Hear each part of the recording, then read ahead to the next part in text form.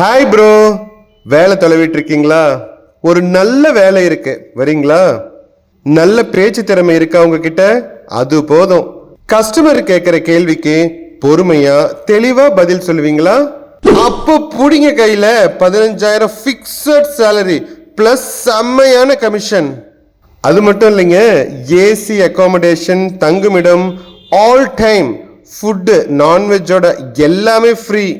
பெருசா எந்த கல்வி தகுதியும் தேவையில்லை, எழுத படிக்க தெரிஞ்சிருந்தா போதும்.